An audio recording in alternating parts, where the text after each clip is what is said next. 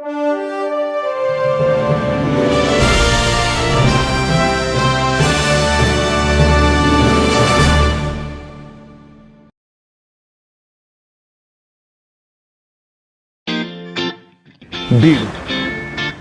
हा जिल्हा पूर्वीच्या हैदराबाद राज्यातील मराठी भाषिकांपैकी एक जिल्हा. द्विभाषिक राज्याच्या स्थापनेच्या वेळी हा जिल्हा द्विभाषिक राज्याच्या मराठवाड्यात होता. सन 1960 ला महाराष्ट्र राज्याच्या स्थापनेनंतर हा जिल्हा मराठी भाषिक राज्यात म्हणजे महाराष्ट्रात समाविष्ट करण्यात आला. बालाघाटची पर्वतरांग ही जिल्ह्यातील प्रमुख पर्वतरांग असून ती पश्चिमेकडे अहमदनगर जिल्ह्याच्या सीमेपासून पूर्वेला जिल्ह्याच्या सीमेपर्यंत पसरली आहे. या जिल्ह्याचे एकूण क्षेत्रफळ सुमारे 10,693 चौरस किलोमीटर इतके असून यामध्ये एकूण 11 तालुक्यांचा समावेश होतो, ज्यामध्ये बीड, गेवराई, धारूर, वडवणी, माजलगाव, परळी, पाटोदा, आष्टी, शिरूर कासार, आंबेजोगाई आणि केज यांचा समावेश होतो. गोदावरी, मांजरा, सिंदफणा, बिंदुसरा आणि वाण या जिल्ह्यातील महत्त्वाच्या नद्या आहेत. तर याशिवाय तलवार, कांबळी, रुटी आणि मेहकरी या जिल्ह्यातील इतर नद्या आहेत. जिल्ह्यातील लोकांचा शेती हा प्रमुख व्यवसाय असून बहुतांश शेती ही पावसावर अवलंबून आहे. या जिल्ह्यात खरीप आणि रब्बी ही दोन पिके घेतली जातात. खरीप हंगामामध्ये संकरित ज्वारी, बाजरी, तूर, उडीद, कापूस आणि भुईमुग ही पिके प्रामुख्याने घेतली जातात. तर रब्बी हंगामामध्ये ज्वारी, गहू, हरभरा व करडई ही पिके प्रामुख्याने घेतली जातात.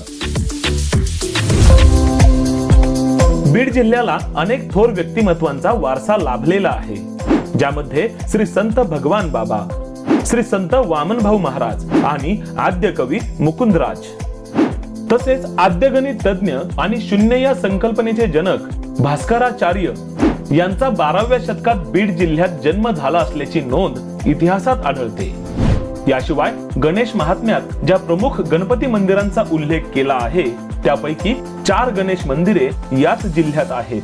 लिंबा गणेश, नवगण राजुरी, गंगा मसला आणि नामलगाव या 4 गावात ही मंदिरे आहेत.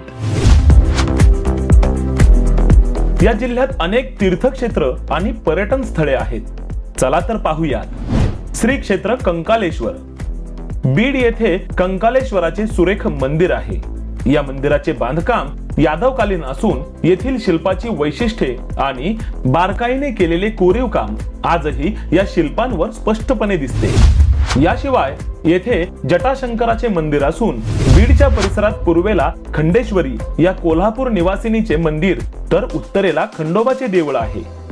येथील दीपमाळा जुन्या काळातील शिल्प आणि वास्तुकलेचे नमुने आहेत. श्री क्षेत्र कपिलधारा. बीड पासून सुमारे 19 किलोमीटर अंतरावर कपिलधारा हे तीर्थक्षेत्र असून या स्थानी कपिल मुनींनी उग्र तपश्चर्या केली असा पुराणात उल्लेख आहे. याशिवाय याच ठिकाणी संत मन्मथ स्वामी यांची ही समाधी आहे. श्री क्षेत्र चाकरवाडी. बीड पासून सुमारे 30 किलोमीटर अंतरावर चाकरवाडी हे तीर्थक्षेत्र असून या ठिकाणी श्री माऊली महाराज यांची समाधी आहे. या ठिकाणी दर अमावस्येला लाखो भाविक दर्शनाला येतात. श्री क्षेत्र परळी वैजनाथ. परळी वैजनाथ हे 12 ज्योतिर्लिंगांपैकी एक स्वयंभू ज्योतिर्लिंग आहे. राणी अहिल्याबाईंनी परळी वैजनाथ हे मंदिर 1700च्या सुमारास पुनर्निर्मित केले. श्री क्षेत्र अंबाजोगाई. हे ठिकाण श्री योगेश्वरी या देवीचे शक्तिपीठ आहे. ही देवी अनेकांची कुलस्वामिनी आहे. महाराष्ट्रात कोल्हापूर, तुळजापूर, माहूर, सप्तशृंगी हे देवींचे मुख्य पीठे असले तरी अंबेच्या नावाने प्रसिद्ध असलेली अंबाजोगाई हे एकच शक्तिपीठ अस्तित्वात आहे.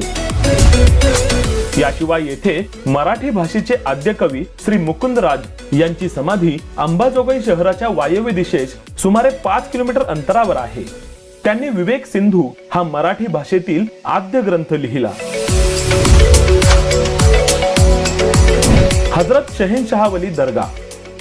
हजरत शहेनशाह वली 14व्या शतकातील चिश्तिया सुफी होते. ते मोहम्मद तुघलकच्या शासन काळात बीड येथे आले. त्यांची कबर आणि आसपासची परिसरे 1385 ते 1840च्या विविध कालखंडात बांधण्यात आली. दरवर्षी येथे एक उरूस इस्लामिक कॅलेंडरच्या 3ऱ्या महिन्याच्या दुसऱ्या दिवशी आयोजित होतो.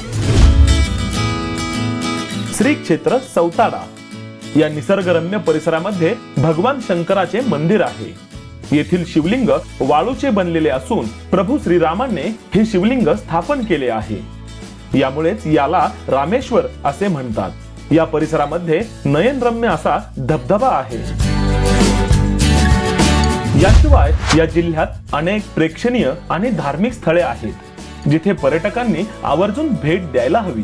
ज्यामध्ये श्री क्षेत्र गहिनीनाथगड, मनसूर शाहवली दर्गा, खजिना विहीर, हत्तीखाना लेणी, खोलेश्वर मंदिर, धारूर किल्ला आणि बिंदुसरा तलाव. लाईक करा, शेअर करा, सबस्क्राईब करा. महाराष्ट्र हेरिटेज, प्रत्येक पान इतिहासाचे.